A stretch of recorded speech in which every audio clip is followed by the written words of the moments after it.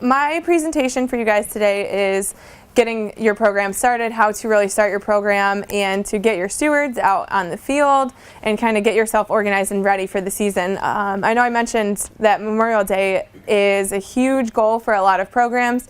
Many programs aim to begin by Memorial Day weekend, at least having a couple stewards at some major launches by then. If they don't have them out there by then, it's not the end of the world. It's just based on what your program can do. I know that a lot of programs just found out about funding 3 days ago, so it's good for you guys to get the funding, but I know that it might be kind of a scramble to get started, but as soon as you guys are ready, the training's here for you. Okay, so a quick outline of what I'm going to talk about today is, I guess since I'm the first presenter, I really should just give you the definition of what aquatic invasive species are. I guess they do differ from regular invasive species a little bit. Really give you the definition of watercraft inspection and programs, what the programs mean, what it really is, and move into the standardization, which is what this workshop is. So this workshop is here for you to kind of get programs all in the same place and give you the logistics of running your program and getting your program going and then being standardized. So we want all the programs across the state to be very similar. Obviously your program and your organization have different missions or goals, but everyone's coming from the same place. I really will talk about New York Sea Grant's role in everything and kind of what we're going to do throughout the season for you, and then we'll get into how to start a program. I am basing majority of the presentation off the handbook that you guys got, and if you didn't get a copy of it, let me know. We have lots of copies for everybody, so everyone gets to take one home with them today. It is also a PDF online, so you can download it for free. It's good to provide stewards with. There's lots of information in there. Okay, so the definition from the New York State Invasive Species Task Force of aquatic invasive species are aquatic organisms that are not native to the aquatic ecosystem in consideration, but they can cause harm, or they are likely to cause harm to either the environment, the economy, or to human health. So there are a couple major reasons why we're all concerned about the aquatic invasive species. One, economically, they're very expensive to manage. I know that some of you have probably experienced and looked at some of the numbers for managing invasive species, and the cheapest way to take care of them is to not get them at all. So a lot of places it's hard to stop that from happening. We've slowed things down, but that's what your program's here to do, is to not introduce new invasive species. Recreationally, so if you're a fisherman, a boater, a swimmer, scuba diver, everyone has had their different effects from invasive species in one way or another.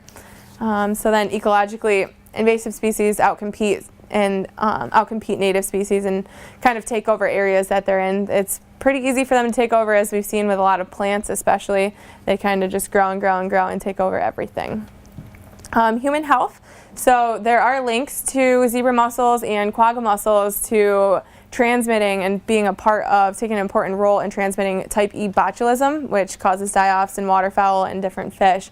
So that's another concern. So it's not really just the fact that I'm a boater, I'm a fisherman, that I enjoy the waters. There's some pretty serious concerns with what invasive species do to the area. So recreational boating has been identified as a key pathway to spreading invasive species, which is why we are all here today, is to get programs going. And that's a great way to limit the spread as well, and really just get education out there. Okay, so then the next definition I will go over is, what is watercraft inspection? Watercraft inspection consists of visually inspecting all parts of a boat or anything that comes in contact with water.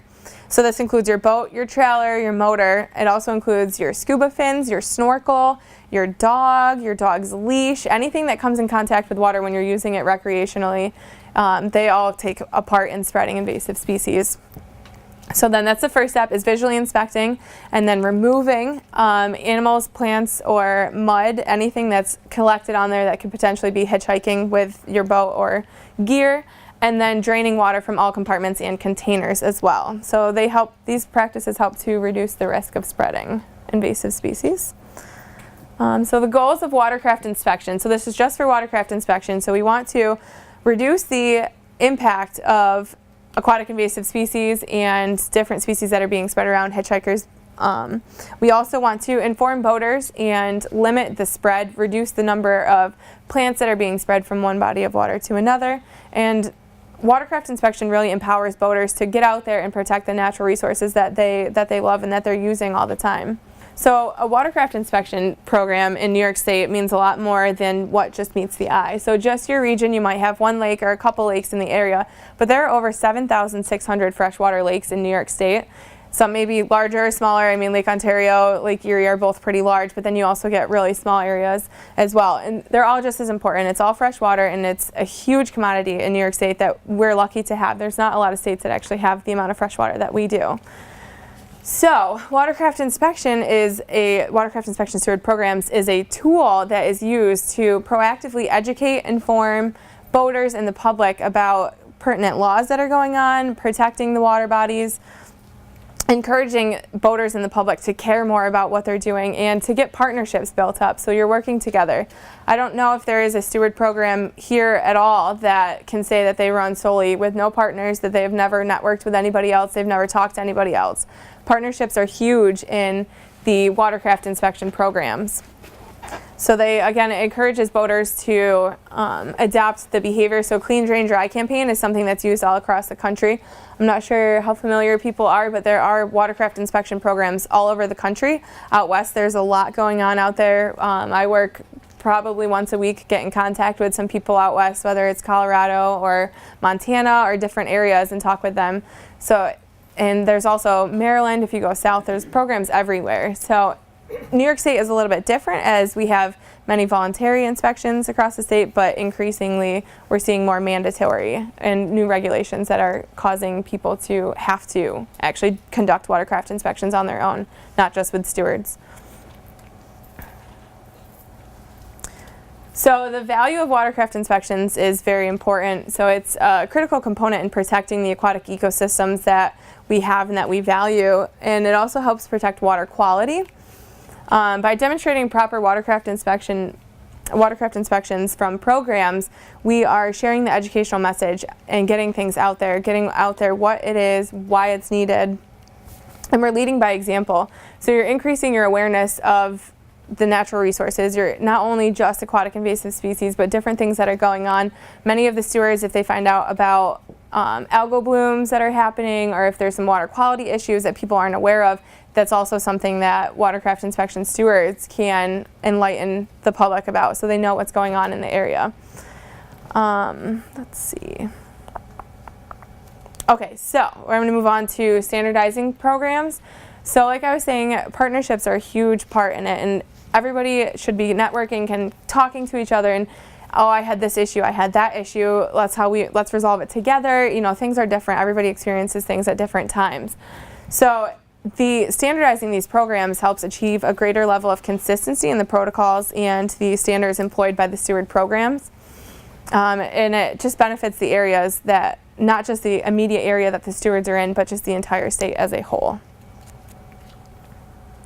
So it limits variation among programs, it provides guidance and startup for other programs. Like I said, networking is huge, it's very important, and it helps increase the effectiveness of programs so we know that we're using the best science and technology that's out there. There's no reason to reinvent the wheel. Somebody created a decontamination station, somebody created some type of gadget or another that can be used, and it's great to just spread those around and let everybody partake in it and just create it for everyone and share everything. We have our goals. We all have the same goals in mind, again, so it's nice to work with each other. It helps establish consistency in programs. So a lot of people will see in New York State, people travel all over to go to different lakes and water bodies. I know I do. I kayak frequently, and I know I go all over the place. I mean, I make sure I have towels and I drain and everything, because I go up to the stewards when they're there and everything. But if a boater goes to a steward for the very first time, they will recognize when they see another steward at another location, and they're more likely to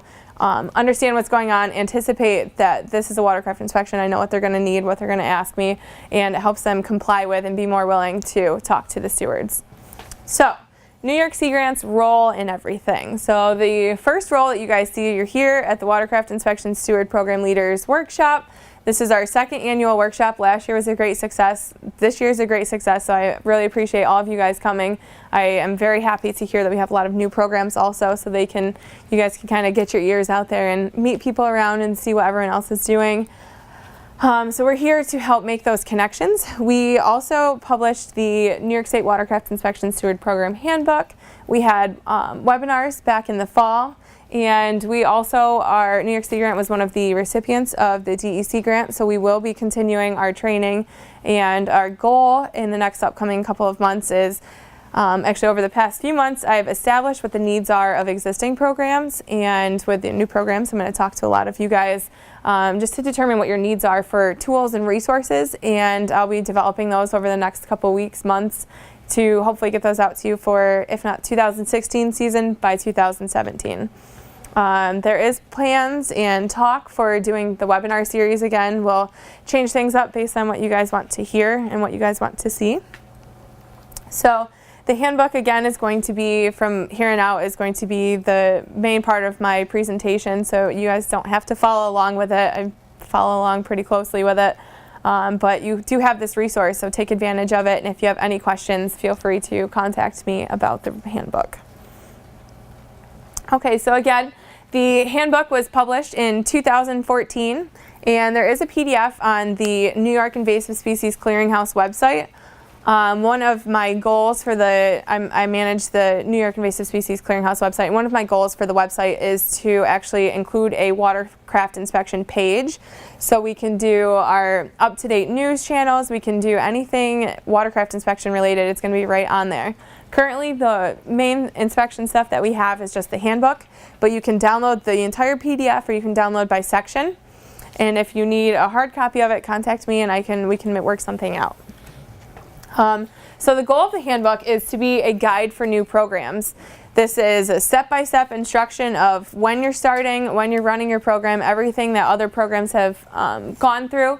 So this was a collaboration of multiple programs across the state, and the recommendations are from all of these programs. We kind of compiled everything into one document. So the funding for the handbook was through the New York State Environmental Protection Fund. And then again, so the rest of the presentation from me is going to be based on Section 5 from the handbook.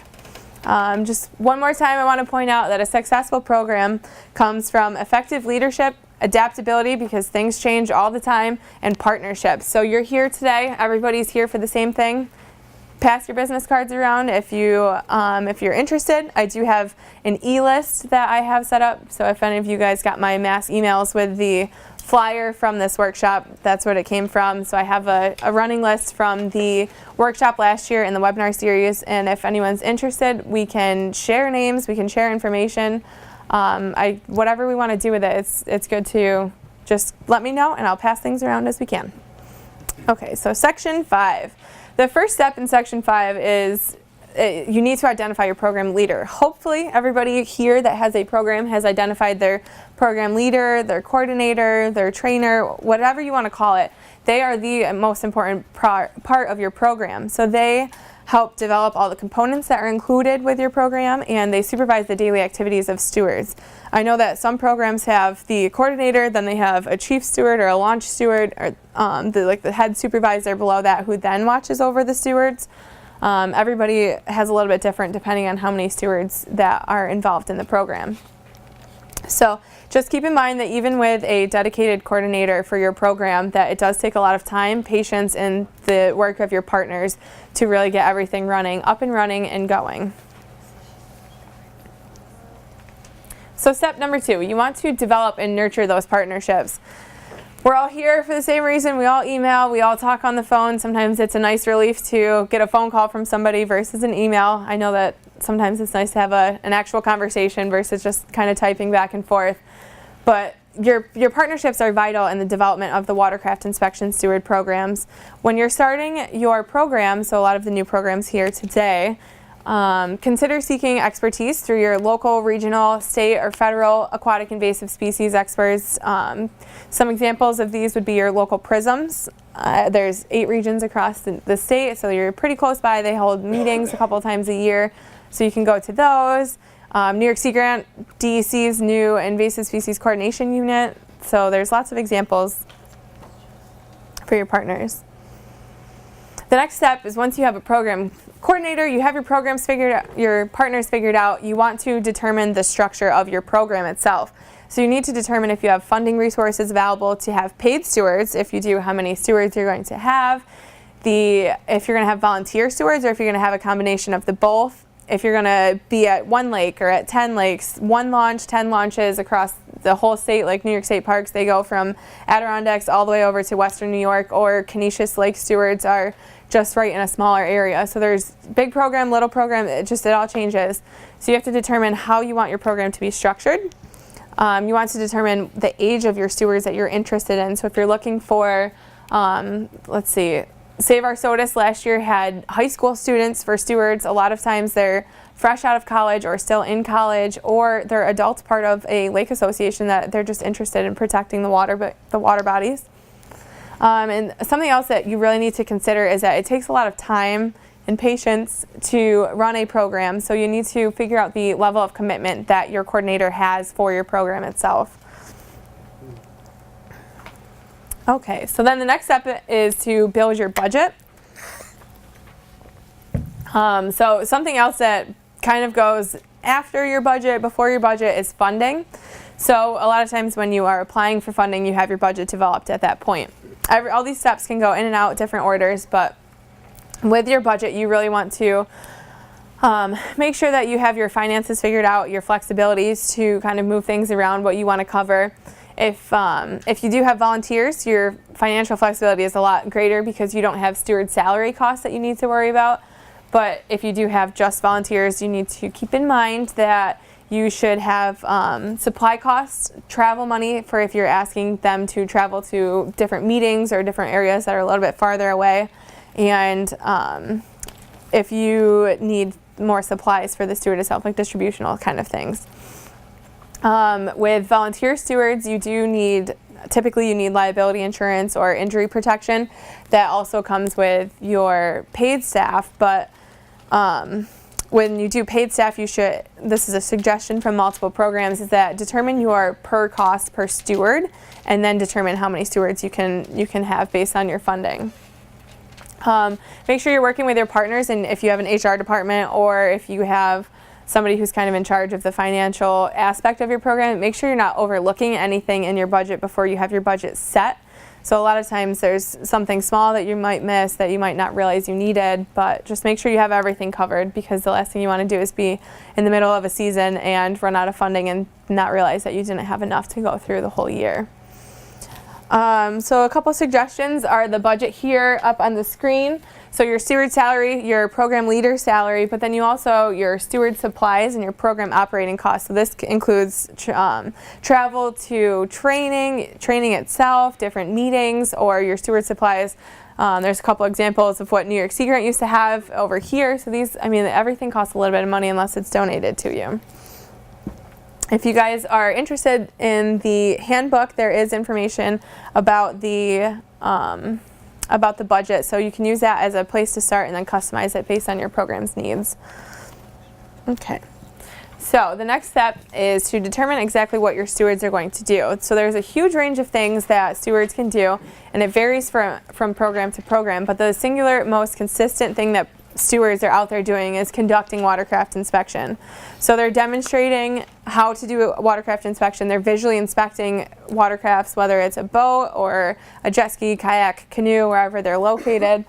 They're recording data and collecting data, which is very important, and they're providing info to the public not only about watercraft inspection, invasive species, but about your program and your organization. They are there to represent your organization and to reach out to the public and educate them on what is happening. So, some things that stewards can do outside of just watercraft inspection. Some things include developing a blog and having blog posts weekly, monthly, however your program's designed, creating some videos. We had stewards in 2012 who created a video, which you guys will see after lunch during our poster session, of how to conduct a watercraft inspection and a little bit more about what it is. They can be creating educational documents, delivering educational programs.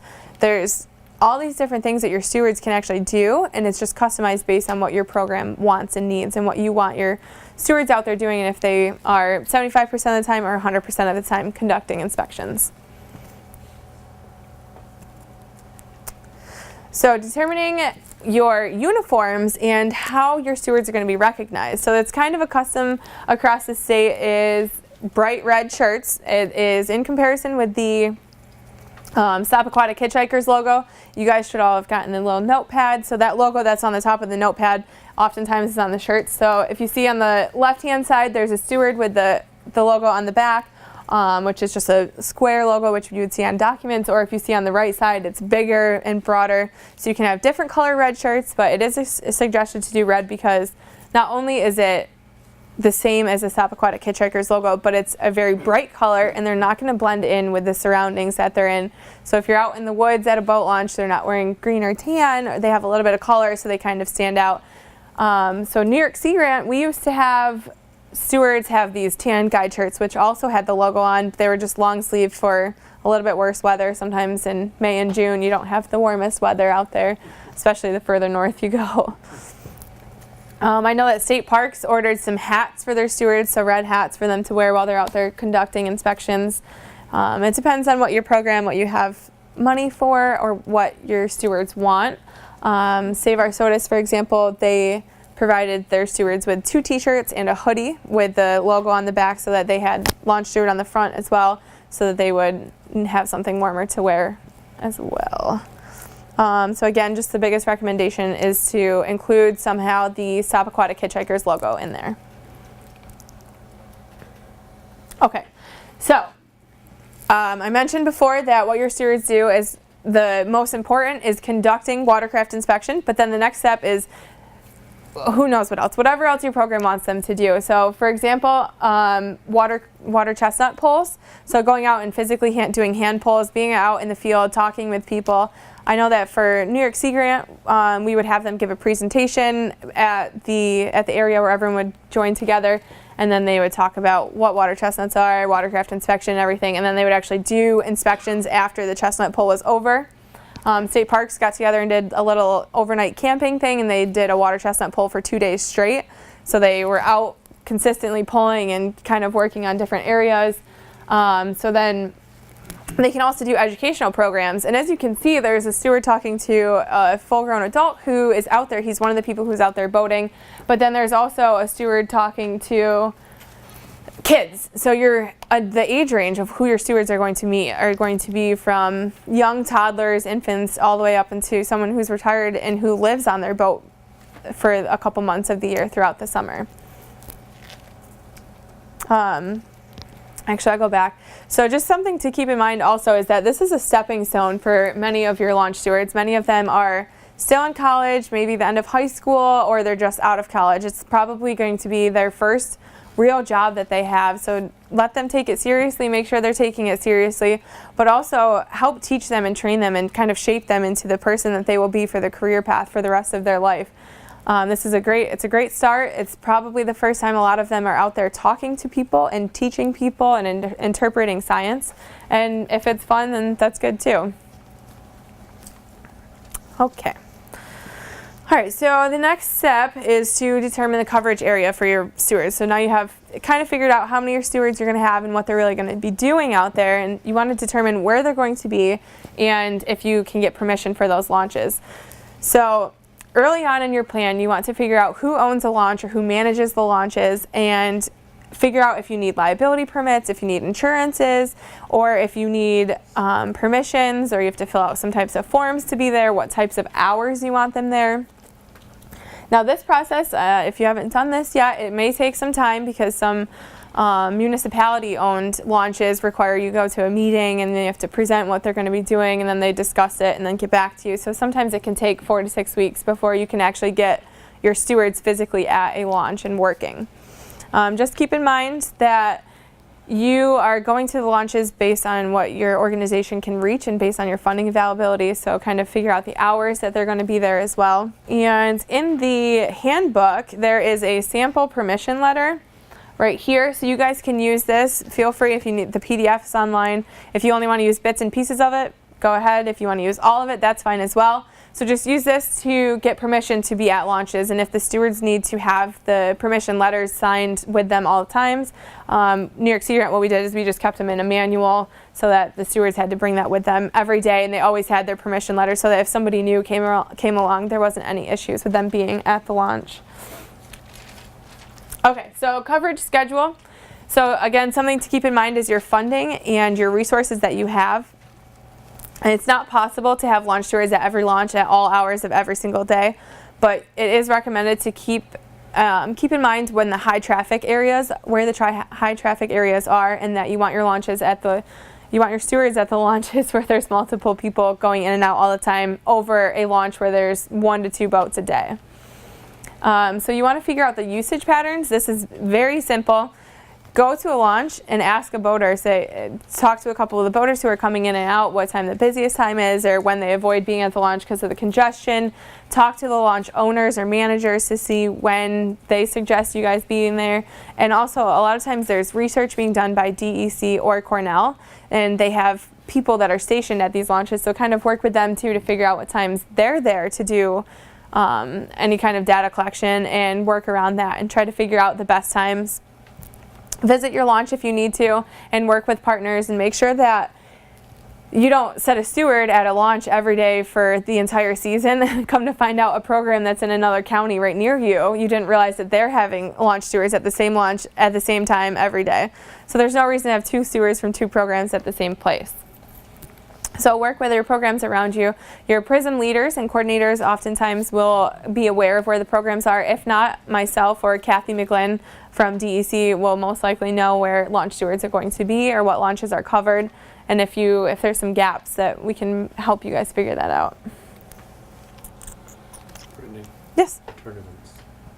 Oh, yeah. Actually, that was something I did mean to mention. So something that a lot of launch owners it's very different in different tournaments. So fishing tournaments are huge. There's a lot of people there. Sometimes the launch owners don't want people at the launches, don't want stewards at the launches when there's a tournament going on. There was one launch that New York Sea Grant used to cover that if there was a tournament, if there was anything going on at the launch, we could not have stewards there whatsoever.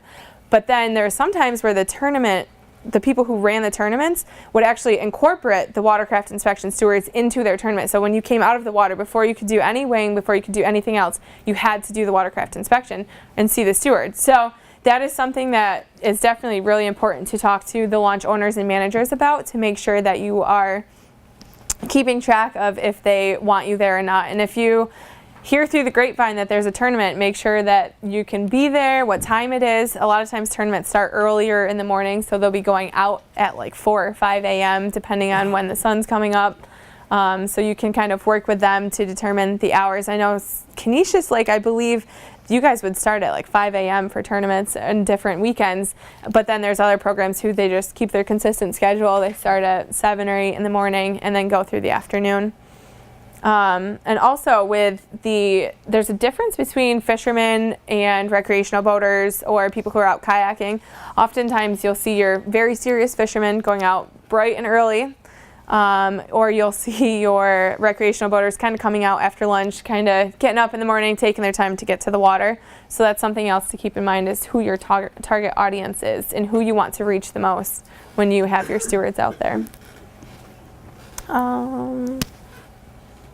Okay, so on to training. So for training your stewards, there is a couple different things that you can do. You can participate in some of the trainings that are made available to you. So there are 2 trainings that are oftentimes they welcome other programs as long as you're working with them.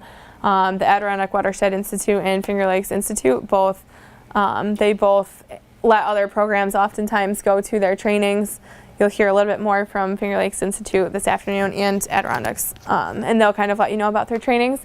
But if you're doing it on your own, you have to determine whether you want to have a 1-day training, a 2-day training, a whole week, or 2 weeks, whatever you want, based on your funding and when you want your stewards actually out there conducting watercraft inspections.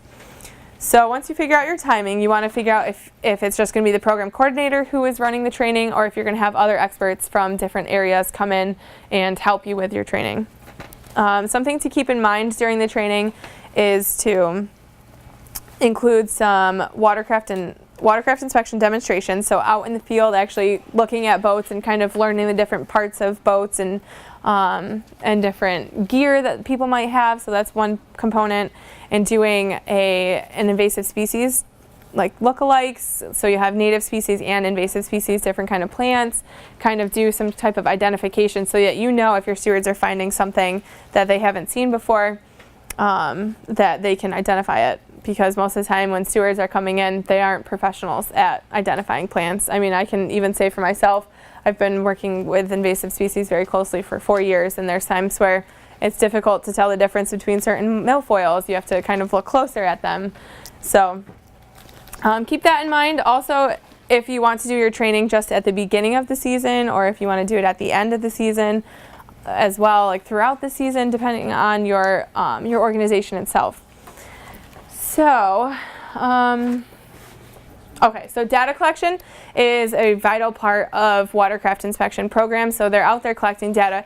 There has been a couple standardized attributes from the data collected that have been kind of accustomed to the entire state. So if you're interested in those, they are in the handbook, and you can use those questions to ask. There's quick and easy, probably a 1 to 2 minute presentation, you know, inspecting, checking over the boat, talking with them, asking them a few questions. But then you can also customize your data to your program's needs or what your funding needs are. So it's very important to make sure that your stewards are out there, because at the end of the day, you need to know how many inspections your stewards are actually conducting at the launches, what launches are busier, what times are busier. It's really important to collect all of this information, because then you also are giving it to your natural resource managers or whoever else you're working with, your partners, and they're using this information as well. So they know how many boats are coming in with species from different areas, and they know how many boats are leaving with a ton of weeds. And sometimes if a launch has a ton of plants that are coming out of it, managers will actually go in and rake the launches out and remove some of the plants for you, as long as they know what's going on.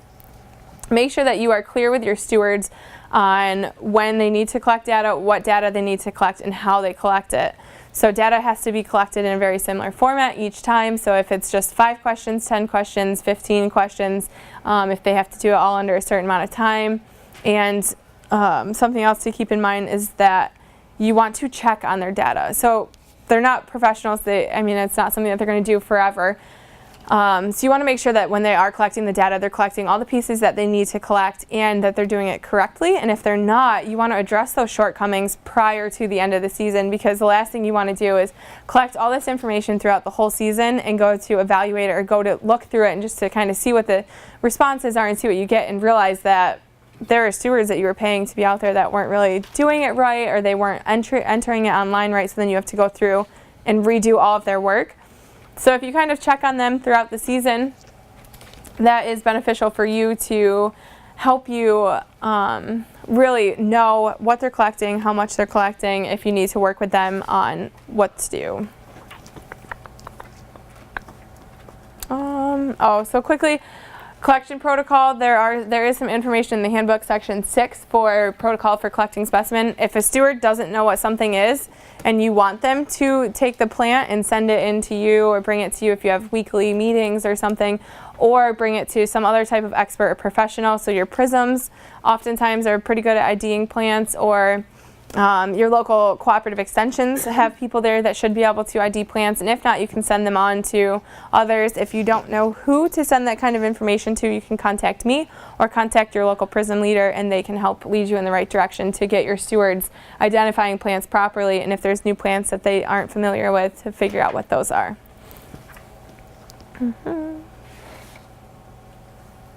Okay. So a quality assurance, quality control plan is something that is different for every program. But what it is it clearly defines what your programs, the responsibilities of your programs are, and what you're consistently collecting the same information and doing the same things on a year-to-year basis. So it helps ensure credibility of your program as well, and it helps make the public more aware. As long as you're keeping all your stewards on the same page at the same time, everyone else is aware that your program is organized, they know what they're doing. And also data collection, quality assurance, quality control, again, that what, where, when, how, why they're collecting data, all that information can be included in this.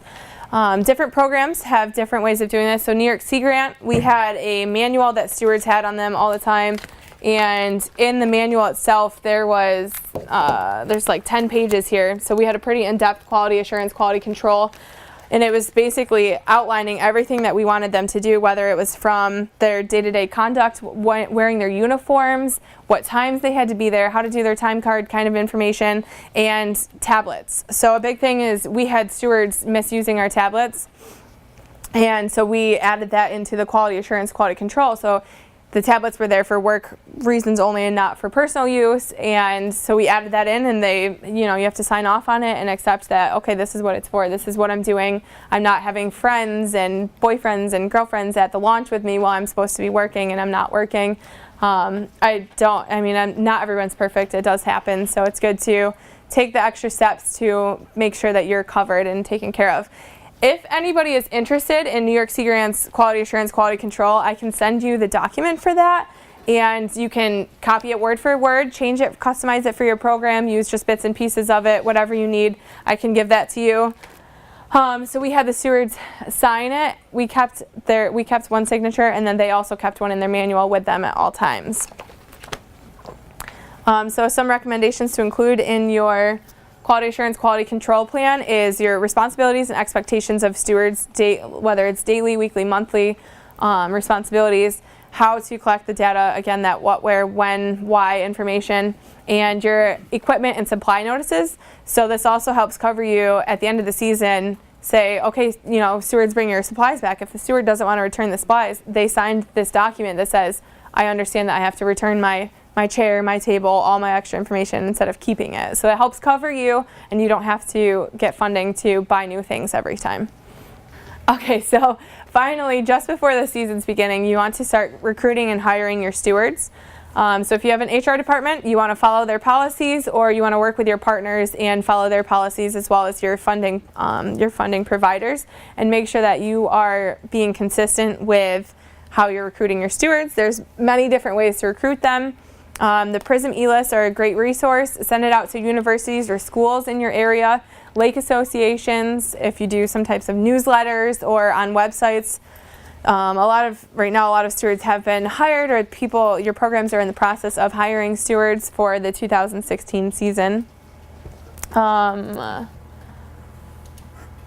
So when you're actually if you haven't ever interviewed and hired stewards before, it's really good to help keep consistent with each of your interviews. So if you collect all the information, make sure you're clear on what you need from them. So whether it's a resume and a cover letter, or transcripts, or how serious you guys want it, or if you just want some type of one cover letter, no resume, whatever you need, just make sure that you're clear in your position description, what the position is and what you need from them. Once you go through everything, you want to set up your interviews to determine how many stewards you want to have, and get a standard set of questions that you want to use for your interview. And so ask them the top 5 questions. Ask them all certain 5 questions, or ask them 10 questions. However long you want your interview to be, make sure you're asking each person the similar questions, and then you can expand from those as you move forward. You want to make sure that it's fair and equal for everyone who comes to it. And when you're contacting references, so send them, everyone's busy. If you're going to email them or call them, ask them all the same 3 or 4 questions. Whatever you need from their references, whatever you're looking for, ask all of the references the same things. Okay. So when you implement your training protocol, so work with the launch owners, figure out where you want your stewards to be located. You want them to be out of the way so they're not causing some congestion. You want to also make sure that when they're conducting the watercraft inspections, the draining is not running back into the water, or water from another area is draining into the new water, because then you're basically just doing everything that you were trying to stop. So make sure you have a place figured out for stewards to be, so it's out of the way, they're not causing any problems. You don't want angry boaters after them, and you want to make sure that they are in some type of grassy area or whatever. So section 7 has more information on where you want your stewards to go. So a lot of programs have educational materials some standard materials that they have to hand out. This is what New York Sea Grant used, a launch steward resource tote. So we had distributional materials that we had in there. So if we had our standard clean boats, clean waters rat card that is back there on the table. every time you did an inspection, somebody got one of those. But then if they had a question or if there was an invasive plant on their boat, what we would do is give them a document letting them know about what was found on their boat and more information about it.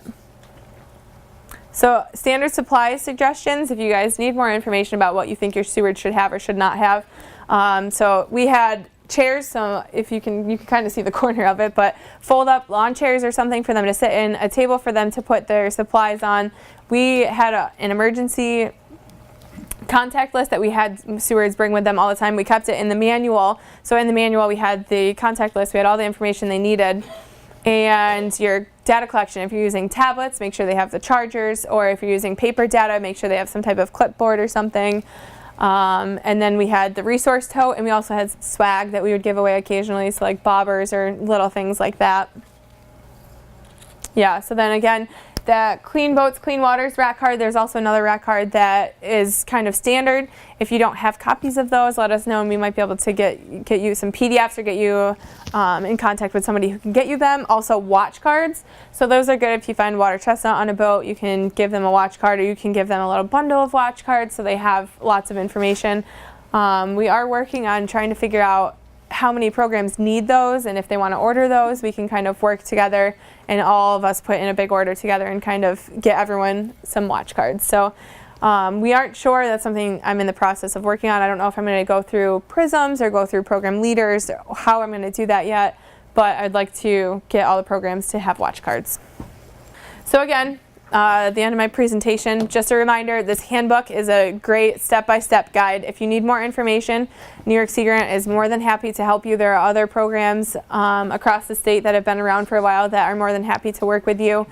Since you guys are here today, talk amongst yourselves, work with people, figure out who's in your area who also has steward programs, and if you have an issue with something comes up in a schedule and there's a tournament, a huge tournament, there's 200 boats going to be at it and your one steward can't cover all of it, maybe you can work with other programs to kind of connect if their program allows for that.